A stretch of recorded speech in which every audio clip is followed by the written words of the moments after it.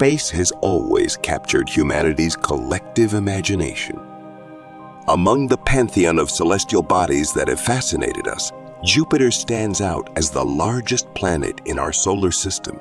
Its vibrant stripes and prominent great red spots making it easily recognizable.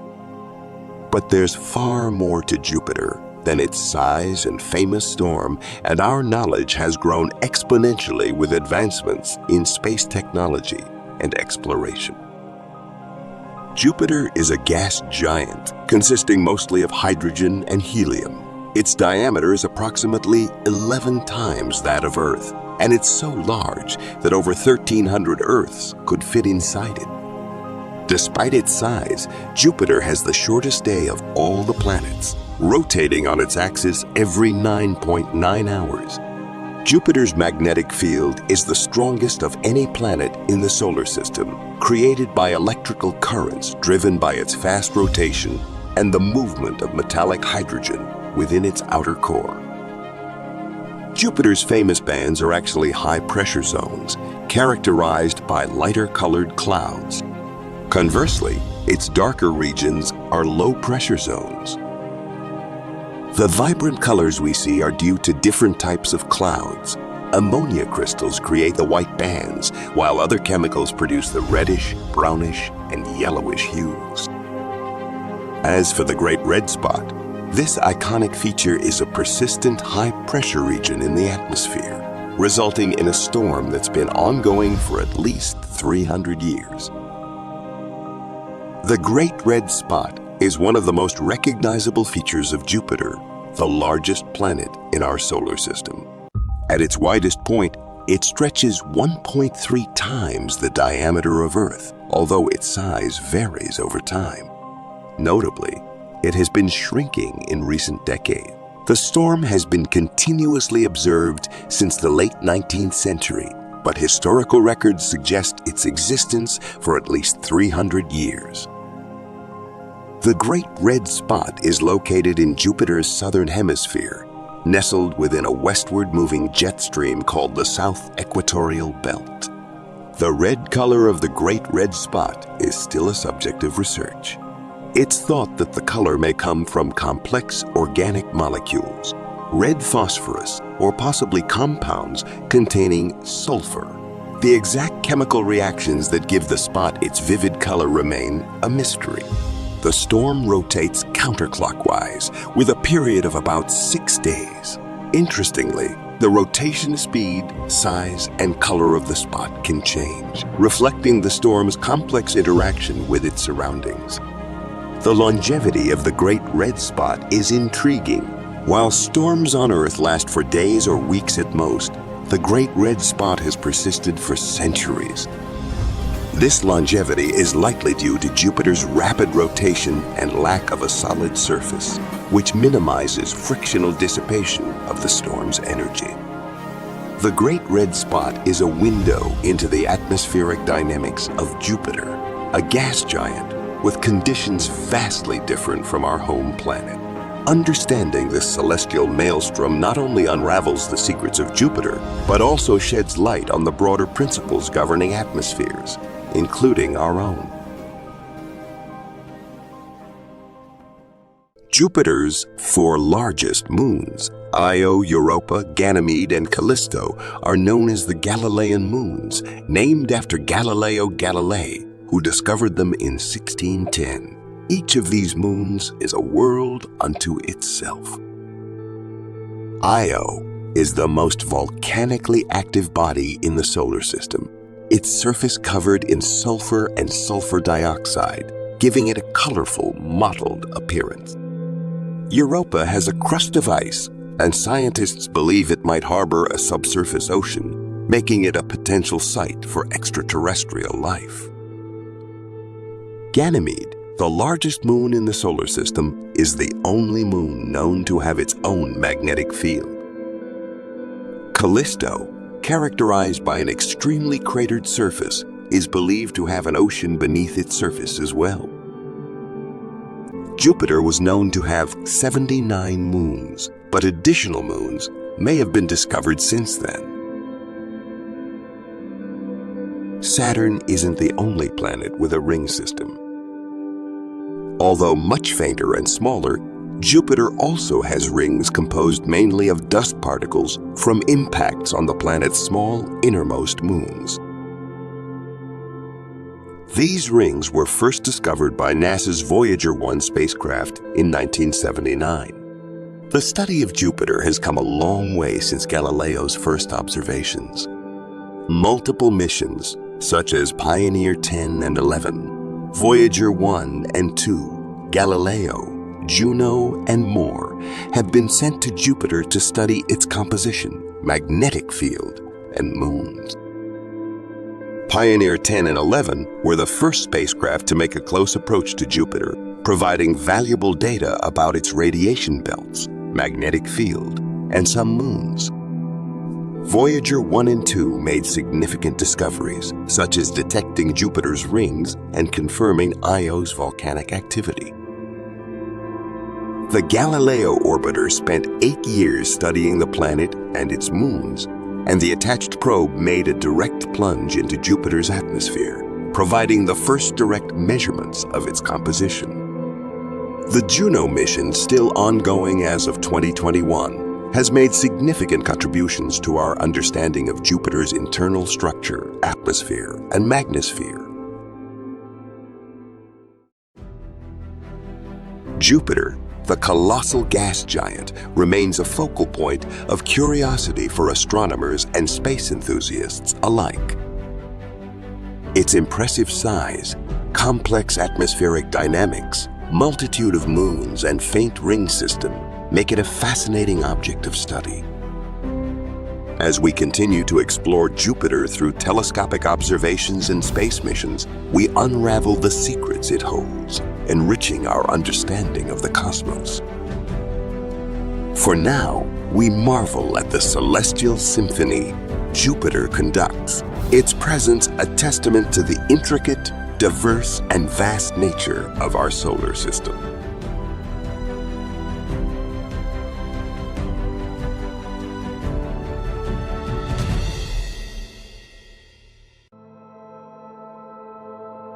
Venus is nearly identical to Earth in size, making it one of our most similar neighbors in the solar system.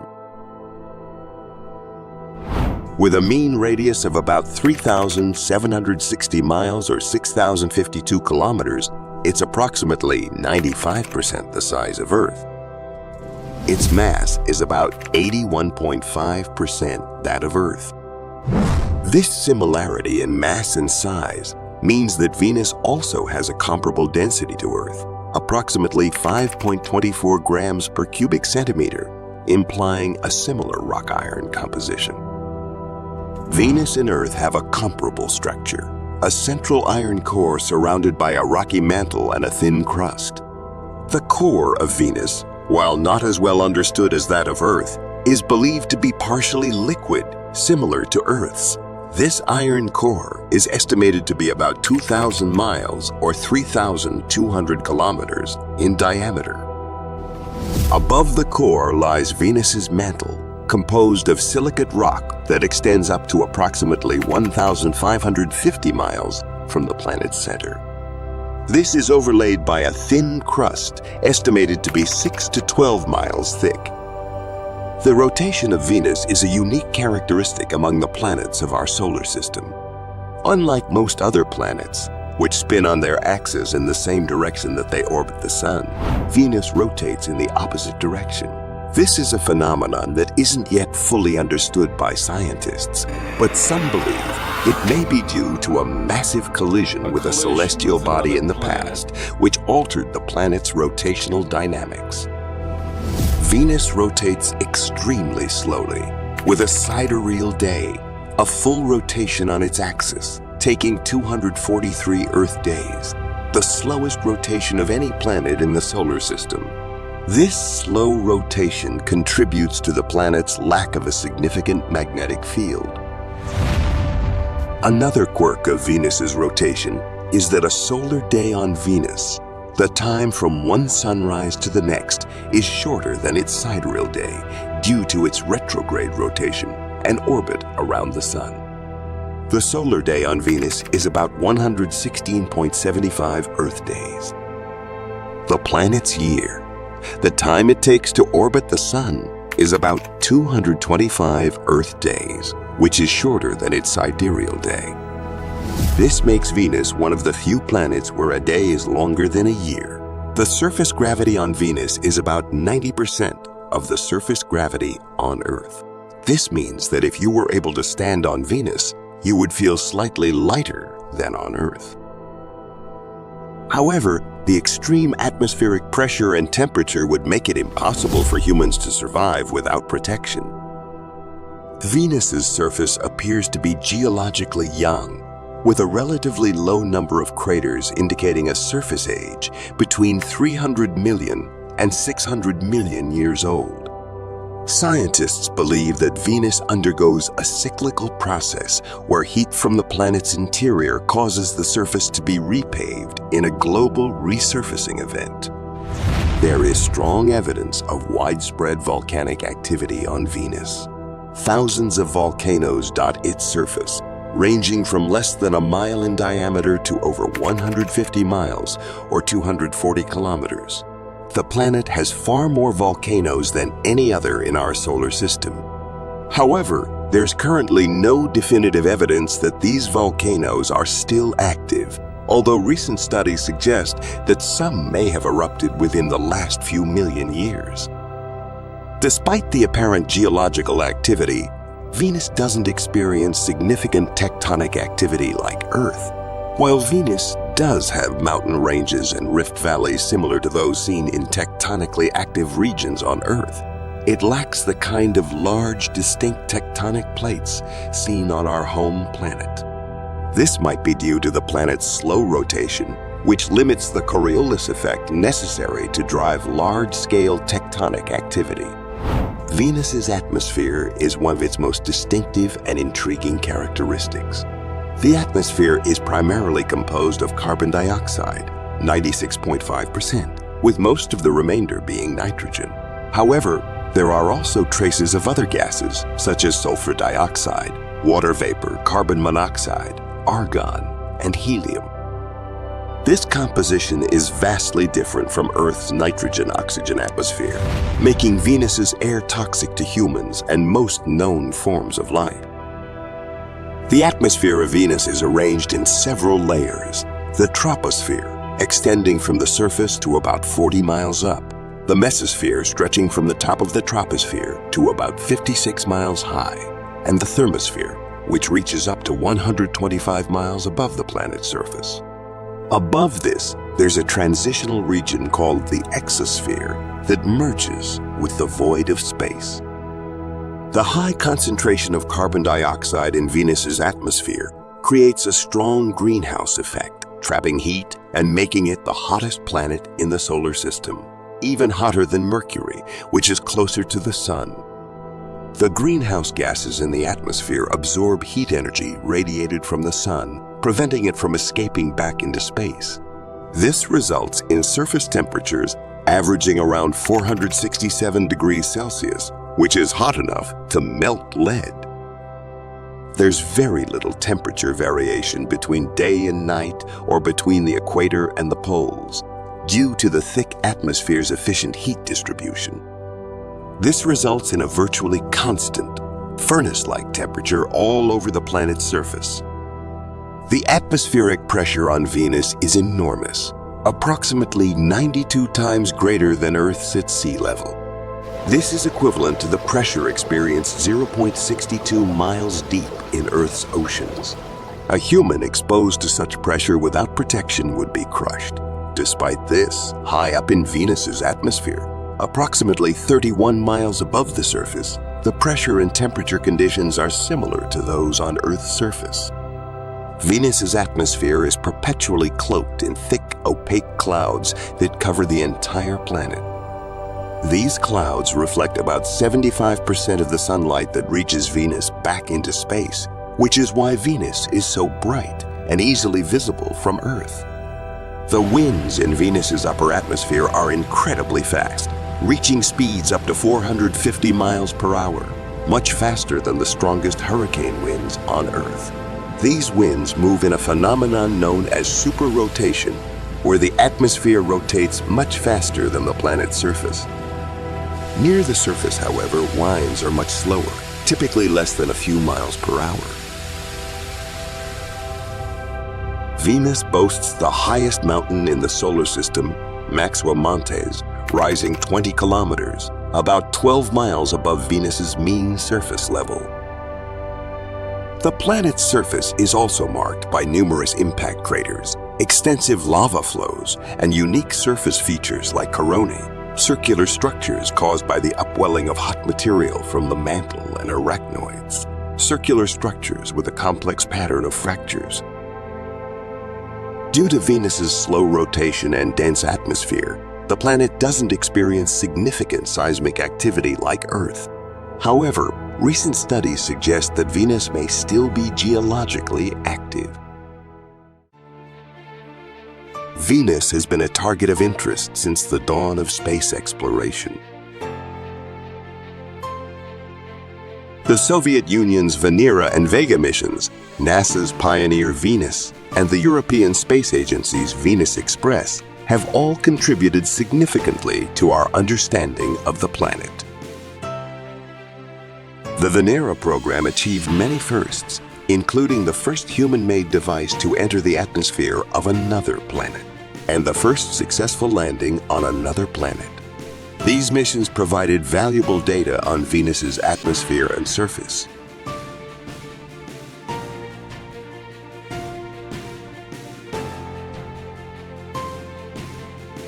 More recently, NASA's Magellan orbiter mapped almost the entire surface of Venus, using radar to penetrate the thick cloud cover. This mission revealed details about Venus's surface features and geology. Despite the challenges posed by Venus's harsh conditions, scientists are interested in further exploring the planet. NASA's planned Veritas and Da Vinci Plus missions aim to study Venus's geologic history and atmospheric conditions, providing insights into whether Venus might have once harbored liquid water or even life. Meanwhile, the European Space Agency's Envision mission will focus on understanding why Venus and Earth took such different evolutionary paths.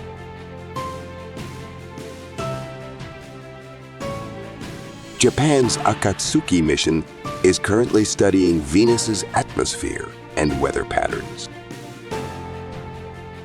Venus, our neighboring planet, is an intriguing world of extremes. Its harsh environment poses significant challenges to exploration, yet its similarity to Earth in size and composition, along with hints of potential past water and geologic activity, keep our curiosity alive. As we prepare for new missions to Venus, we stand on the brink of major discoveries that could reshape our understanding of the solar system and our place in it.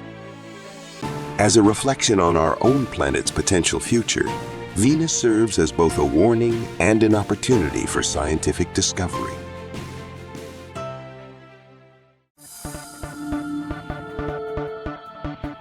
Ladies and gentlemen, welcome to today's topic, aliens.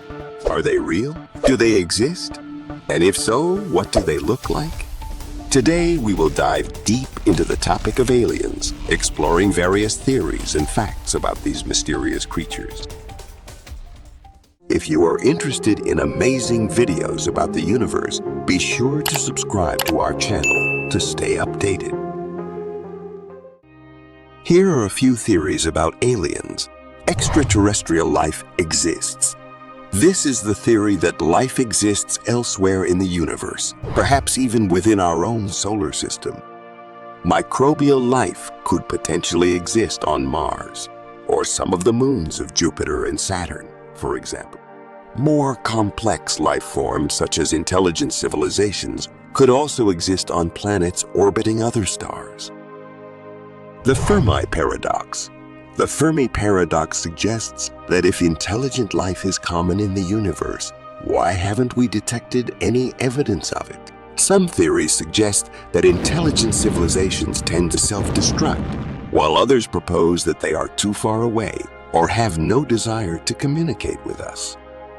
Ancient aliens. This theory suggests that aliens have visited Earth in the past and have influenced human history and culture. Proponents of this theory point to ancient artwork and texts as evidence of alien visitation. UFO sightings. Unidentified flying objects are often cited as evidence of alien visitation. While many sightings can be explained by natural phenomena or human-made objects, some remain unexplained and could potentially be evidence of extraterrestrial visitation. The simulation theory. This theory proposes that our entire reality is a computer simulation created by an advanced civilization. While not specifically about aliens, this theory suggests that the creators of the simulation could potentially be an extraterrestrial civilization. To start with, let's address the most basic question: do aliens exist? Well, according to the Drake equation, which was developed in 1961 by astronomer Frank Drake, the probability of intelligent life existing elsewhere in the universe is high. The equation takes into account factors such as the number of stars in our galaxy, the number of planets that could potentially support life, and the probability of life forming on those planets. Using these factors, the Drake equation estimates that there could be millions of intelligent civilizations in our galaxy alone. But the question remains, have we ever encountered these civilizations? Many people believe that we have, and there are countless stories of alien sightings, abductions, and encounters. However, there is little concrete evidence to support these claims. So, let's explore some of the most popular theories about what aliens might look like. The traditional image of aliens as small, green, big-eyed beings is a product of popular culture. However, it is unlikely that aliens would look anything like this. In fact, it is impossible to predict what aliens might look like, as their appearance would depend on the conditions of the planet they evolved on. For example, if an alien species evolved on a planet with high gravity, they might have shorter, stockier bodies. If they evolved on a planet with a harsh, radiation-filled environment, they might have evolved to be more resilient to radiation. It's also possible that some alien species might not even have bodies as we know them. They might exist as pure energy or as a hive mind collective. But why would aliens visit Earth? There are a few possible reasons. Some scientists speculate that aliens might be interested in our planet because of its unique location in the universe. Earth is in a Goldilocks zone. It's not too hot, not too cold, and has the right conditions for life to thrive. Aliens might be interested in studying our planet to learn more about how life can survive in these conditions. Another reason aliens might visit Earth is to make contact with us. If there are millions of intelligent civilizations in the galaxy, it's possible that some of them are trying to communicate with us. However, if this is the case, they might be communicating in ways that we can't even comprehend. Their methods of communication might be vastly different from ours. So, what should we do if we ever do encounter aliens? Many scientists believe that we should approach any encounter with caution. We should avoid making any sudden movements or aggressive actions, as these might be misinterpreted by the aliens. Instead, we should attempt to communicate in a peaceful and non-threatening manner. If we do make contact with aliens, it could have profound implications for our understanding of the universe. It could challenge our beliefs about our place in the cosmos and force us to confront some of the big questions about life, the universe, and everything. Now that we've explored some of the theories and possibilities of alien life, let's consider the idea of the Fermi paradox. This paradox asks the question, if there are so many intelligent civilizations out there, why haven't we seen any evidence of them? Why haven't we detected any signals or observed any spacecraft from other worlds? One possibility is that advanced civilizations tend to self-destruct. With technology comes the potential for destruction, whether through environmental damage, war, or some other catastrophe. It's possible that many intelligent civilizations reach a point where they are unable to sustain themselves and ultimately fail. Another possibility is that intelligent civilizations have no desire to make contact with us. Perhaps they are simply not interested in Earth or in communicating with other species. Or perhaps they are too far away to detect our signals and we are too primitive to detect theirs. Regardless of the reasons, the Fermi paradox remains a mystery and a subject of much speculation. But let's turn our attention to the possibility of life in our own solar system. While we haven't found any evidence of intelligent life, there are some promising signs that microbial life might exist on other planets or moons.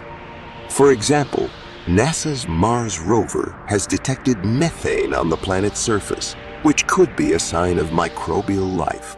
And scientists have found evidence of subsurface oceans on some of Jupiter and Saturn's moons, which could potentially support life. If we do find evidence of microbial life in our own solar system, it would be a major discovery and could have significant implications for our understanding of life in the universe. Let's consider the potential implications of discovering intelligent life. If we were to make contact with an alien civilization, it could have profound impacts on our society and our understanding of the universe. For one, it could challenge our existing beliefs and worldviews. We might need to reevaluate our ideas about our place in the cosmos, our religious and philosophical beliefs, and our understanding of the origins of life. It could also raise questions about the ethics of interacting with other intelligent species and the responsibilities that come with such interactions. Another potential impact is on our technology and scientific progress. If we were to encounter a more advanced civilization, we could learn from their technology and knowledge, potentially accelerating our own progress. On the other hand, it could also pose a threat if the aliens have hostile intentions towards us. It's difficult to say for certain whether aliens, if they exist, would be dangerous to us. We have no concrete evidence of intelligent extraterrestrial life, and so any speculation about their intentions or behaviors is purely hypothetical. Some people argue that aliens could be dangerous if they are more technologically advanced than us and have the ability to conquer or destroy us. Others point out that any civilization advanced enough to travel through space would likely have a more sophisticated understanding of the universe and may be more peaceful and cooperative. It's also possible that aliens could be indifferent to us, simply observing us from a distance without any intention to interact with us at all.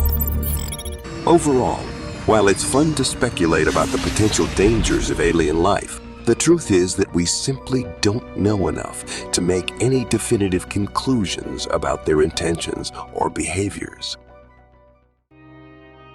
The search for extraterrestrial life should be approached with an open mind and a healthy dose of curiosity rather than fear or paranoia. Regardless of the potential impacts, the search for intelligent life continues. We are constantly developing new technology and refining our techniques to search for signals and evidence of other civilizations. And while the chances of finding intelligent life may be slim, the pursuit of knowledge and discovery is a worthy endeavor in and of itself. That's all for today's topic of aliens. We hope you've enjoyed this discussion and learned something new. If you have any questions or comments, please leave them in the comment section below. Thanks for tuning in, and we'll see you next time.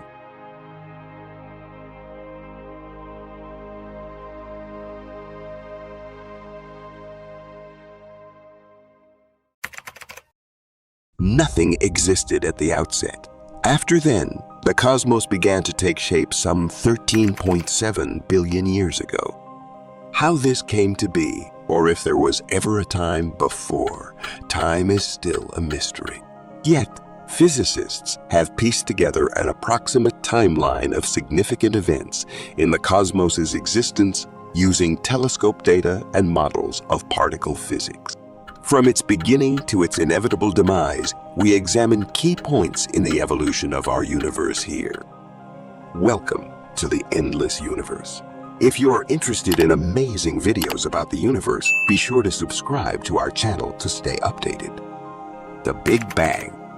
The Big Bang is a moment in time, not a location in space, from whence all else unfolded. To be more precise, it's the first second of time, the point in history from which all other seconds have been measured.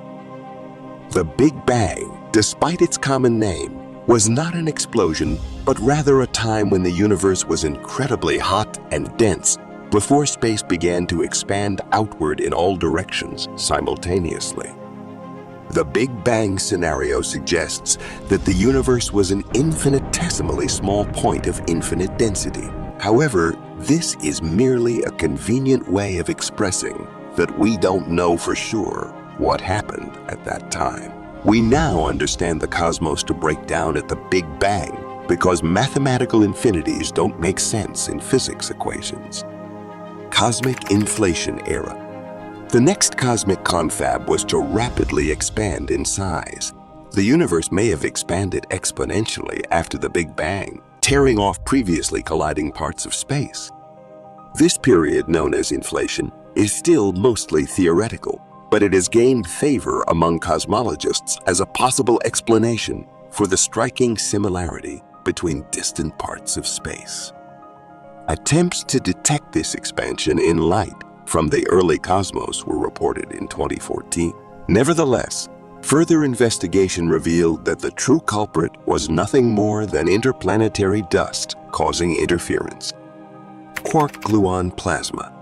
The temperature of the early cosmos was between 7 trillion and 10 trillion degrees Fahrenheit, or 4 trillion and 6 trillion degrees Celsius, just a few milliseconds after the Big Bang. Quarks, elementary particles ordinarily contained within protons and neutrons, were free to move about at these temperatures.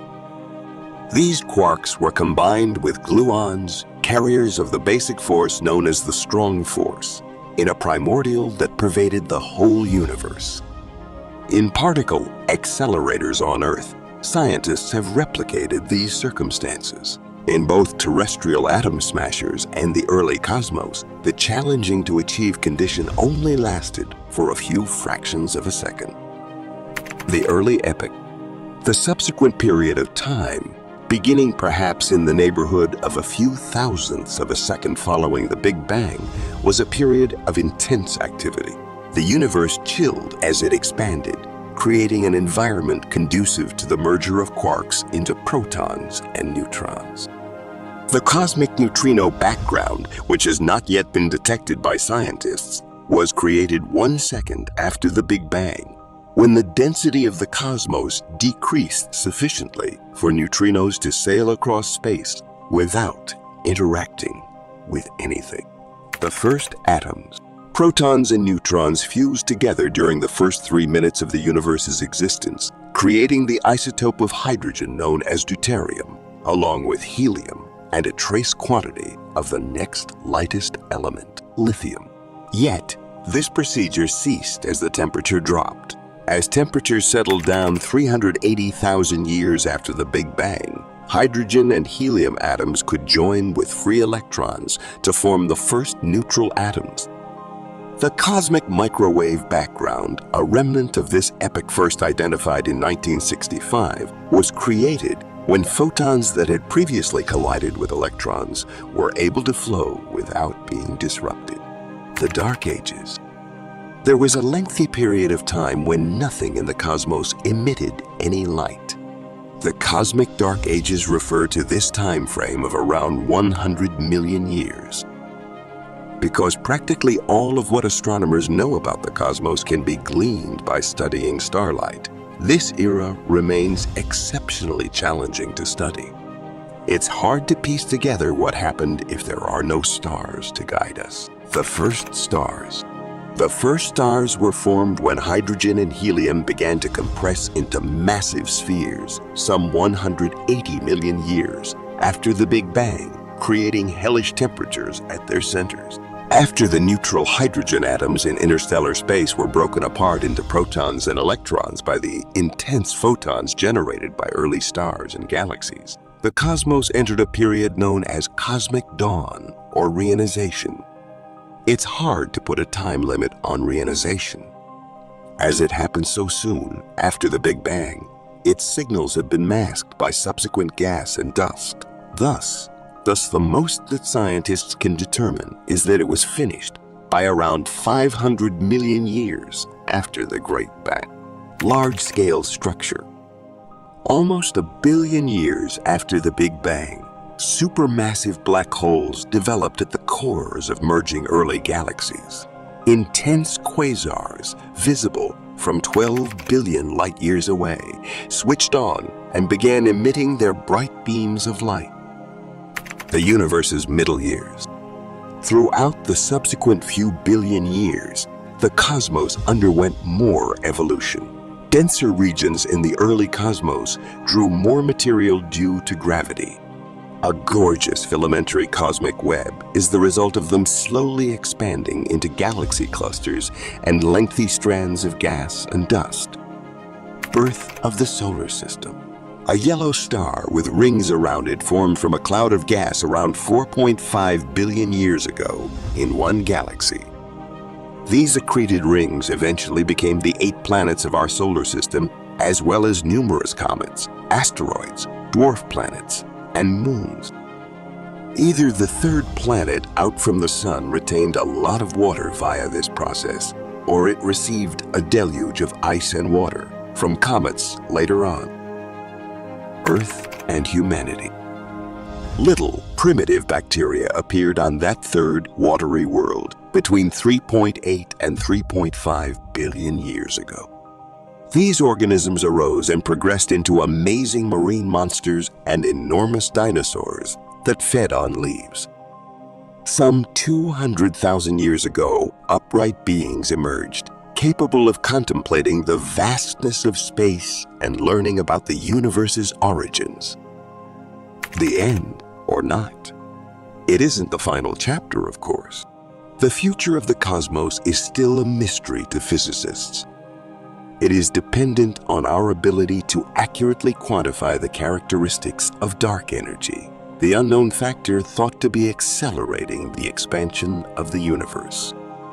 All the stars and all the galaxies will have burned out, and even black holes will evaporate into nothing if the universe continues to expand forever, leaving behind a lifeless cosmos saturated with inert energy if this scenario comes to pass. Alternatively, the Great Crunch, a reversal of the Big Bang in which gravity triumphs over dark energy's expansionary force, will occur. The Great Rip, in which the cosmos rips itself apart, is another possibility if dark energy accelerates everything apart to greater and greater distances. Thanks for watching, and don't forget to hit the like button, subscribe, and turn on notifications for more content like this in the future. The universe is a vast and mysterious place, filled with countless wonders and secrets waiting to be discovered. Among the many mysteries of the cosmos, one of the most fascinating and profound is the age of the universe itself. If you are interested in amazing videos about the universe, be sure to subscribe to our channel to stay updated. Scientists have spent decades studying the universe, using a variety of tools and techniques to unravel the mysteries of our cosmic past. Through their efforts, they have determined that the universe is estimated to be around 13.8 billion years old. The search for the age of the universe began in the early 20th century, when astronomers first realized that our universe was expanding. The concept of an expanding universe was first proposed by Belgian astronomer Georges Lemaitre in 1927, but it wasn't until the work of American astronomer Edwin Hubble in the 1920s and 1930s that the idea was widely accepted. Hubble's groundbreaking observations of distant galaxies revealed that they were moving away from us at great speeds, and that the farther away a galaxy was, the faster it was moving. This relationship, known as Hubble's law, suggested that the universe was not static, but was instead expanding. If the universe was expanding, then it must have been smaller in the past, and this realization led scientists to wonder just how old the universe was. The first attempts to estimate the age of the universe were based on models of stellar evolution. Scientists knew that stars undergo a predictable sequence of changes as they age, and they thought that by studying the properties of stars in our own galaxy, they could determine the age of the universe. However, these early estimates were plagued by uncertainties in our understanding of stellar evolution, and they varied widely from a few million years to several billion years. It wasn't until the 1960s that a more accurate method for determining the age of the universe was discovered. In 1964, two astronomers named Arno Penzias and Robert Wilson discovered a faint background radiation that was present in all directions of the sky. This radiation, known as the cosmic microwave background CMB, is thought to be the leftover radiation from the Big Bang, the event that marked the birth of the universe. The discovery of the CMB was a major breakthrough in our understanding of the universe, and it provided scientists with a powerful tool for estimating the age of the universe. By studying the properties of the CMB, scientists could infer important details about the early universe, such as its temperature and composition. This information, in turn, could be used to estimate the age of the universe. Over the next few decades, scientists refined their measurements of the CMB and improved their understanding of the early universe. They also developed more sophisticated models of cosmic evolution, which took into account the effects of dark matter and dark energy, two mysterious substances that make up the majority of the universe. By combining these observations and models, scientists arrived at an estimate for the age of the universe, 13.8 billion years. This estimate has been confirmed by a variety of independent measurements, including observations of distant supernovae and the large-scale structure of the universe. The age of the universe is one of the most well-established facts in cosmology, and it has profound implications for our understanding of the cosmos. The age of the universe tells us that our universe has a long and fascinating history, stretching back billions of years to a time when the universe was just a tiny, hot, and dense singularity. It tells us that the stars and galaxies we see today are the result of billions of years of cosmic evolution, driven by the forces of gravity and the interplay between matter and energy. 13.8 billion years old. Why is it still expanding at an accelerating rate? What is the nature of dark matter and dark energy, and how do they shape the evolution of the universe? How did the first stars and galaxies form, and what was the nature of the universe in its earliest moments? These are just a few of the many questions that cosmologists are working to answer. The age of the universe provides a crucial piece of information in the quest to understand the cosmos, but it is just one piece of a much larger puzzle. One of the most fascinating aspects of the age of the universe is how it connects to the fundamental nature of space and time. According to Einstein's theory of general relativity, space and time are intertwined, forming a four-dimensional fabric known as space-time. This fabric can be warped and distorted by the presence of matter and energy, leading to phenomena like gravitational waves and black holes. The age of the universe tells us that space-time has been evolving for billions of years, stretching and warping in response to the forces of the cosmos. It tells us that the very fabric of the universe has a history, and that the structures we see today are the result of an intricate interplay between space, time, matter, and energy. While the universe is expanding at an accelerating rate today, it is still unclear what the ultimate fate of the universe will be. Some theories suggest that the universe will continue to expand forever, eventually becoming a cold and dark place, devoid of stars and galaxies. Other theories suggest that the universe will eventually collapse in on itself, leading to another Big Bang and the birth of a new universe. Whatever the ultimate fate of the universe may be, the age of the universe tells us that we are living in a remarkable moment in cosmic history. We have the opportunity to study the universe at a time when it is still evolving and changing, when stars are still being born and galaxies are still colliding and merging. By studying the universe and its evolution, we can gain insights into the fundamental nature of the cosmos and our place within it. The age of the universe also provides us with insights into the likelihood of intelligent civilizations existing elsewhere in the cosmos. If life is a relatively common occurrence in the universe, and if the conditions for the development of intelligent life are present on other planets, then there may be many civilizations out there that are much older and more advanced than our own. Moreover, the age of the universe has implications for our search for extraterrestrial life. By studying the conditions that led to the emergence of life on Earth, and by exploring the diversity of life forms on our planet, we can gain insights into the types of environments and conditions that might be conducive to the emergence of life elsewhere in the universe. Some theories suggest that the universe is just one of many in a multiverse, a vast and complex network of parallel universes with their own universes, with their own unique properties and histories. The age of the universe tells us that if a multiverse does exist, then there has been ample time for the emergence of many different universes, each with its own unique history and destiny. Finally, the age of the universe reminds us of the incredible beauty and wonder of the cosmos. From the cosmic microwave background radiation left over from the Big Bang to the intricate dance of stars and galaxies across the night sky, the universe is a rich and complex tapestry of phenomena that is both awe-inspiring and humbling.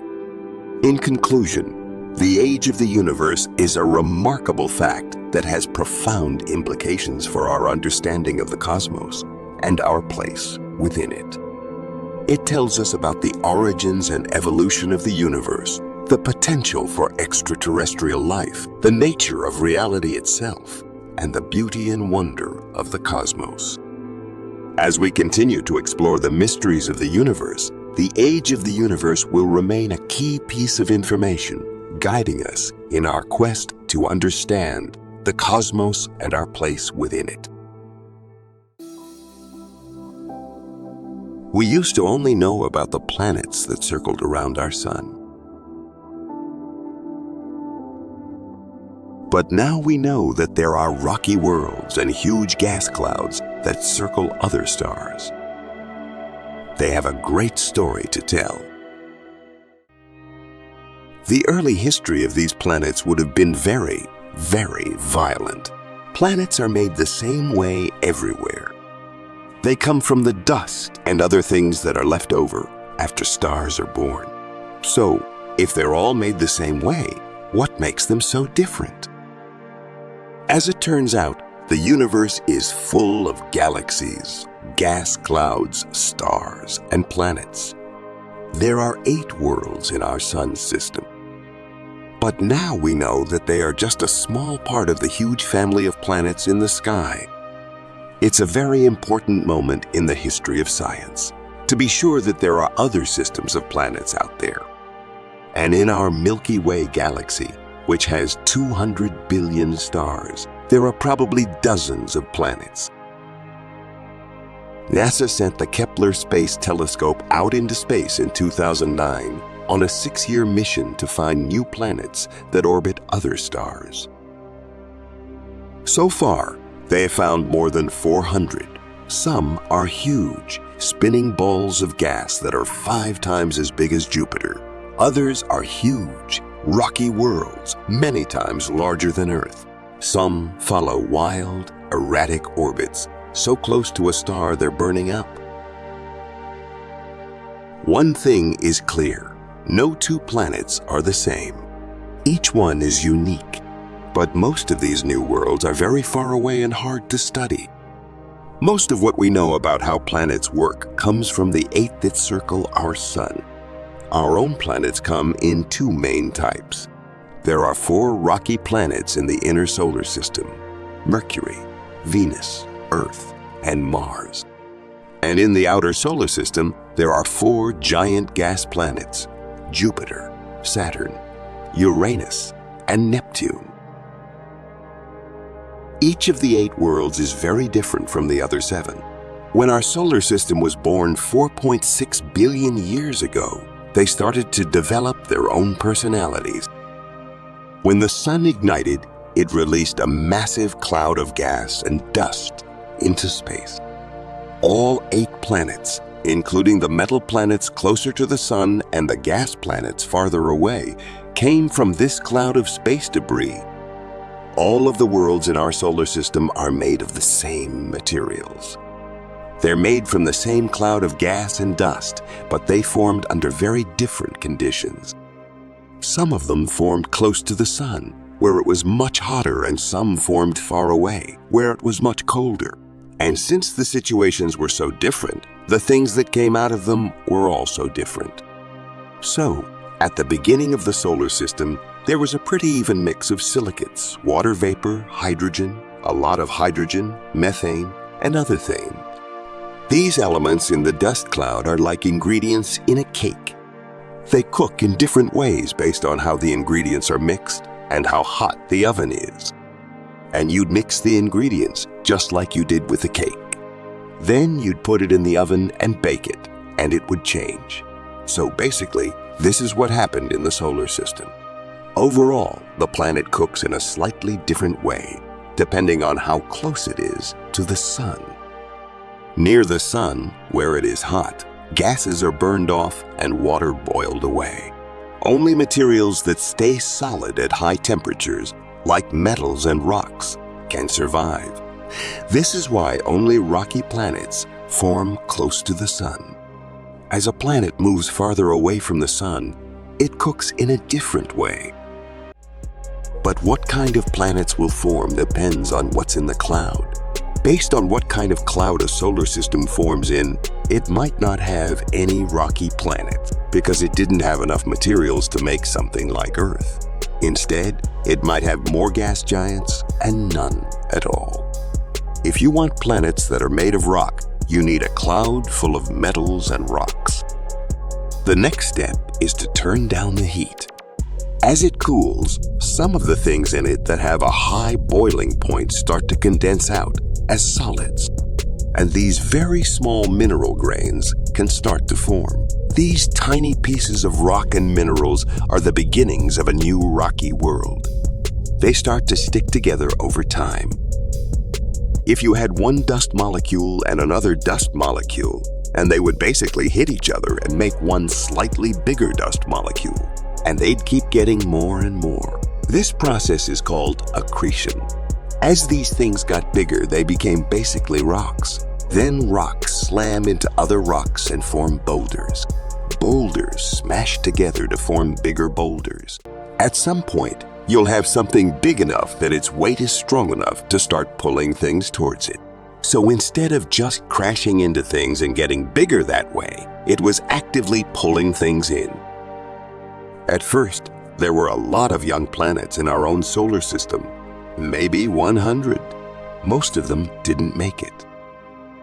If you go to the asteroid belt and look at the asteroid 4 Vesta, you can get a good idea of how big a hard planet has to be before it can pull itself into a sphere shape. Vesta is only 329 miles across, which isn't quite big enough to be a sphere. To become round, a growing planet needs to be 500 miles across. Then, it has enough gravity to crush it into a sphere. Any smaller, and it stays in irregular shape. Every time a round baby planet crashes into something, it makes it hotter and hotter until it starts to melt. Gravity is now starting to sort the heavy things from the lighter ones. Lighter things tend to float up and form a crusty layer, while heavy things, like most metals, fall down and form a much denser core at the planet's center. Finally, the young planets are starting to look like planets. But now, they have to make it through a time of violence and destruction, a cruel time that will decide which planets will live and which will die. After the sun was made, all 8 of our planets came from the same cloud of dust and gas, but they turned out to be very different. There was no real plan for how each of the new planets should be made. They did follow the rules of physics and chemistry, but most of what happened was just a matter of luck. About 4.5 billion years ago, our sun was surrounded by about 100 young planets. It turned into a demolition derby. Planet hit planet. Most were wiped out. The early history of these planets would have been very, very violent, with many of these collisions happening in the last stages of each planet's growth. As these collisions happened and things ran into each other, some of the planetesimals started to grow at the expense of the others. And these things that would eventually become planets grew and grew. As they got bigger, they sucked up all the smaller planetesimals around them, which caused a lot of space debris to hit the surface of the protoplanet. After it was over, there were only 4 different rocky planets left. Because of the things that happened to each planet in the past, they are all so different from each other. Mars is a frozen wasteland. Earth flows with liquid water. Venus is a place full of volcanoes. And Mercury is small, empty, and very hot because of a huge crash. Mercury, for example, has a very thin crust and is very dense. So, it could have been a bigger planet in the past. Then something hit it at an angle, which tore off the lighter crust and left only the dense center. Also hit hard was the young Earth. At the end of the Earth's development, it was hit by something else, which tore apart its mantle and sent the pieces into orbit around the Earth, where they regathered to form the Moon. Something also seems to have crashed into Mars. The crust of the Earth is thinner in the north than in the south. One idea about what might have caused this is that the northern hemisphere of Mars was hit by something early in the planet's history, which blew off a lot of its crust. And that crust started to build up again in the south of Mars. There were 2 effects of all these collisions. They cut down on the number of baby planets that were still alive, and they brought more ingredients to the survivors. If you had a collision with something that was metal, rich, those chunks would tend to descend down into what was becoming the core, where if you collided with something light or icy, they would tend to just float about and form part of the crust instead. Near the Sun, there were 4 rocky planets that were almost done. They were made of a solid core of hot iron surrounded by a layer of liquid iron and a shell of molten rock. On top of that is a crust on the surface. All of these rocky planets were made the same way from the same basic materials. But each of them was very different. Different sizes and very different destinies. Space may look empty, but it's not. It's full of stuff blown out of the sun. Strong magnetic fields are made by the sun. These fields rise up in giant loops above the surface. When they hit each other, a storm of very hot, very charged particles shoots out into space. The name for it is the solar wind. Astronauts can see it from space, but only when they close their eyes. When you close your eyes, you sometimes see a little flash.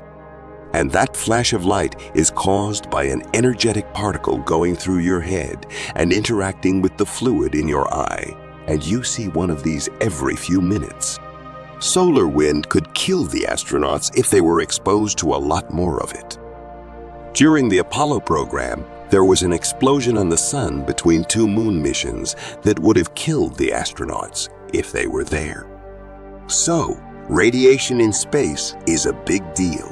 But here on Earth, the solar wind doesn't pose much of a threat because we are protected by an invisible magnetic field that comes from the center of the Earth. You can make magnetic fields from motion by converting the energy of the motion into magnetic energy. Deep inside the Earth, the same thing happens. As the Earth spins, the hot liquid metal flows around the solid core, turning its energy into a magnetic field that comes out of the poles. It keeps the solar wind from getting into the atmosphere of the planet. And if the planet has a magnetic field, the magnetic field will send the solar wind around the planet. The solar wind is pushed away from Earth by the magnetic field, which protects the atmosphere and everything on the surface. Big storms of solar radiation can sometimes mix up the magnetic field. Then, big light shows called auroras happen over the poles.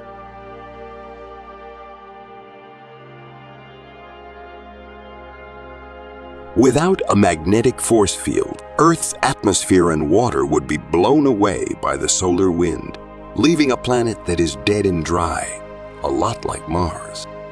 Mars was made the same way Earth was, but today it's cold and dry and there's not much going on. So why have the two planets changed so much? NASA sent 2 robots to Mars in 2004 to find out what was there.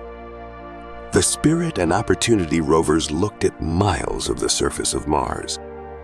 They proved that Mars is a dry, dangerous desert with only the atmosphere of Earth.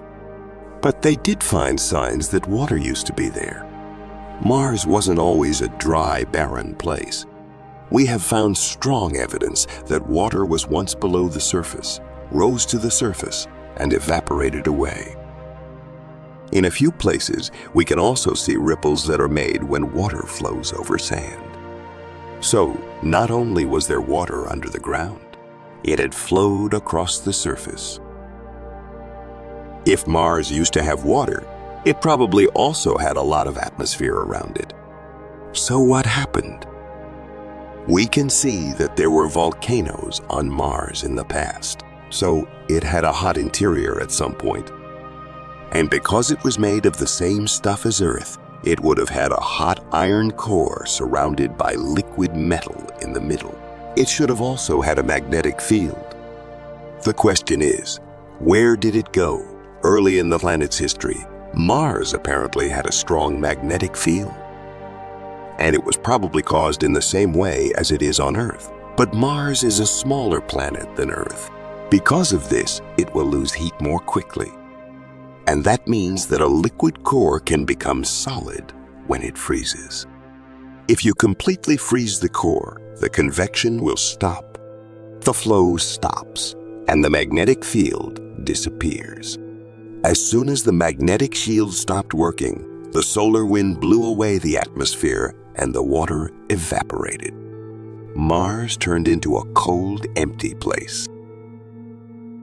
The rocky planets, Mars, Earth, Venus, and Mercury, all formed within 150 million miles of the Sun. But 4 times farther out, the Sun baked a very different kind of planet. These monsters are very big, made of gas, and have no solid surfaces at all. So far, astronomers have found more than 400 new planets in solar systems far away. Almost every one of them is huge and made of gas. Our solar system has 4 of these so-called gas giants: Jupiter, Saturn, Uranus, Neptune, all of which have thick, soupy atmospheres with lots of hydrogen, helium, and methane. Why are these outer 4 made of gas when the inner ones are rocky? It's very cold here, 500 million miles from the Sun. At the start of the solar system, there was some dust, but mostly gas and water, frozen in ice grains. It was cold enough to make solid snow where the big planets began to form. And we think that we were able to make ice snowflakes and that these were able to stick together to form the cores of the giant planets. We think that's why the big planets might have grown so big. Because there was so much ice and gas, their cores grew to be about 10 times the size of Earth. A lot of gravity came from these big cores. They had so much pull that they sucked in all the gas around them and made thick, soupy atmospheres that went down tens of thousands of miles. The more gravity they made, the bigger they got. More and more dust and debris kept getting pulled towards the planets, and this is what made up their moons. Each of Jupiter and Saturn has more than 60 moons. The gas planets have something else that makes them unique: rings. Saturn is different from the other planets because it has these beautiful rings. It turns out that Jupiter, Uranus, and Neptune also have rings, but they are very weak and hard to find. But they are there. There are rings around all 4 of the gas giants, but Saturn's are the most obvious. From far away, Saturn's rings look like a single flat disk, but in reality, they are made up of thousands of small rings that are only a few miles wide each. When the Cassini probe flew by, it found that billions of pieces of ice and space debris were moving around inside the rings at up to 50,000 miles per hour. These pieces of ice and rock hit each other all the time. Some of them turn into small moons. Some of them fall apart. But they never grow bigger because Saturn's huge gravity pulls them apart. Scientists are just now starting to figure out how the rings came to be. The idea is that a comet hit a moon and knocked it out of its orbit, bringing it closer to the planet. Saturn's gravity tore it to pieces. All of that stuff got stuck in rings that went around the planet. But the real mysteries of the gas giants are deep inside them, tens of thousands of miles below the clouds. Here is where things really get going. It's a place so extreme that it goes against the natural laws. Most of the new planets we find orbiting faraway stars are huge gas planets. They are so big that Jupiter seems small next to them. But nobody knows what happens inside gas giant planets, whether they are in our solar system or far away. We know that Jupiter's thick atmosphere goes down 40,000 miles, and we can see bands of gas moving at high speeds that make violent storms on its surface. But we don't know what's happening inside, far below the storms. NASA sent the Galileo spacecraft on a 14-year trip to Jupiter to find out. December 7, 1995. Galileo sent a probe into Jupiter's atmosphere, which it did at a speed of 160,000 miles per hour. As it fell through the thick air, the parachute slowed it down. It saw lightning in the clouds and 450-mile-per-hour winds. The probe transmitted data back to Earth for 58 minutes. What happened to the Galileo probe that we dropped in? It didn't hit anything. It just kept falling into Jupiter's environment, and the pressure kept going up and up and up. As it fell, it measured pressures 23 times higher than on Earth and temperatures over 300 degrees higher than on Earth. When you're in the environment of a gas giant and you go deeper and deeper into this soup of hydrogen, which has no solid surface, it can still be very heavy. And so eventually you would be crushed by the overlying weight of the material that's there. Even though the probe only went 124 miles down before it was crushed, it showed scientists what Jupiter's inside looked like. But the dark heart of the planet still remains a mystery. Like some rocky planets, the gas giants have a magnetic field too. Jupiter's magnetic field is 20,000 times stronger than Earth's, and so big that it goes all the way to Saturn, which is more than 400 million miles away. Like on Earth, Jupiter's magnetic field keeps the solar wind away from the atmosphere and keeps it safe. When scientists looked at Jupiter's magnetic field, they found that it affected the moons of Jupiter. The volcanic moon Io orbits only 217,000 miles from the planet. Every second, Io's volcanoes send a ton of gas and dust into space. It gets even stronger because of Jupiter's magnetic field, which makes powerful belts of radiation. And this makes the area around Jupiter very busy in a lot of ways. If you point a radio antenna at Jupiter, you can hear how the planets and the magnetic field interact with each other. Jupiter and Saturn can make auroras without the solar wind. They make their own magnetic fields because they're so big. These auroras show that planets with gas also have magnetic fields. But how do magnetic fields get made on gas planets? On Earth, the job is done by a very hot liquid metal that spins around the planet's solid iron core. Most likely, gas planets do about the same thing. But gas planets don't have iron cores that get very hot. They formed around frozen cores of dust and ice. So we don't really know what's going on inside. We really don't know what makes up the deepest parts of Jupiter's interior. So, it's possible that Jupiter has a solid core at its center, or it could just still be liquid. We might never know. No probe could ever go the 44,000 miles to the center of the planet to look into it. Galileo was destroyed before it could reach the center of the planet. Gravity and heat shape how planets evolve from their inner cores to their outer atmospheres. They're the great creative forces in planet building. But there's one more thing that has a big effect on how planets turn out, and that ingredient is water. Planets may look like they are fixed and don't change, but they are always changing. One planet in our solar system lost its atmosphere and turned into a desert. Another planet got too hot and changed into the planet from hell. Planet Earth has also changed, and it was water that changed the game. When you look at Earth from space, you can see a lot of water. We are, after all, the blue planet. That means it must be very wet, right? At first glance, our world seems to have a lot of water. After all, 3/4 of it is made up of oceans. Not true. Only 0.06% of the mass of the Earth is water. Some water is on the surface as oceans, and some is stuck in the mantle. But actually, the Earth is a relatively dry rock. All of the inner rocky planets formed very close to the Sun, so they started off dry. Any water they might have had either evaporated or was blown away when things hit.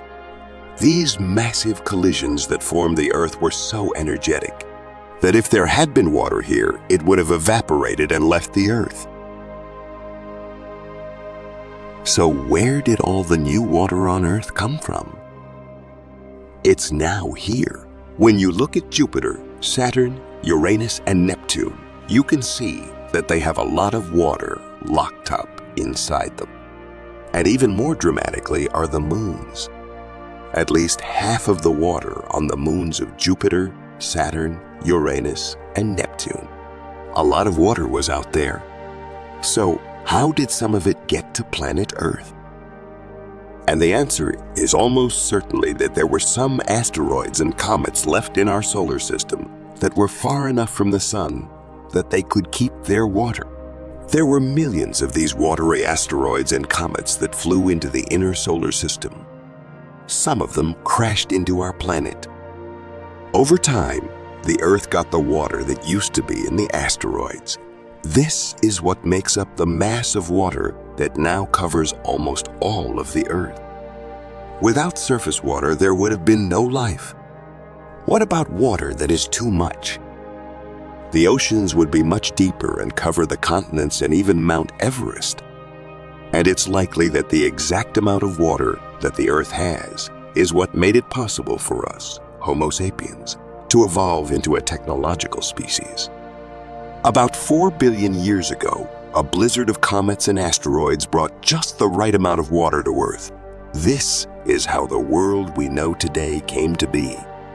And it's possible that the same thing is going on somewhere else in the universe right now. There is a lot of water out there, that much is certain.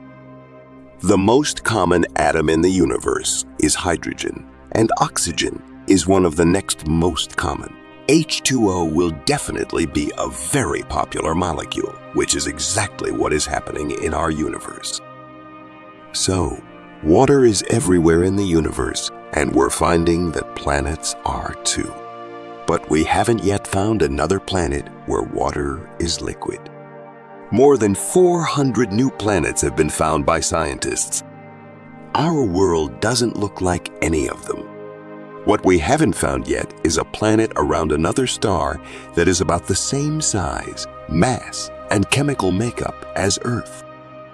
So, it remains an extraordinary holy grail for humanity to find other abodes that remind us of home. But we'll keep looking. We know that our galaxy alone has around 200 billion stars, and up to 40 billion of them could have their own planets. We are entering what will be called the golden age of planetary exploration in the future. We'll start to really understand for the first time how different things are out there. I think this is going to be a very exciting time. The laws of physics and chemistry tell us how planets are made. Many scientists think it's only a matter of time before we find another planet like Earth, one that formed from the same materials in the right place with the right amount of water. One thing is certain: there are billions of planets out there waiting to be discovered.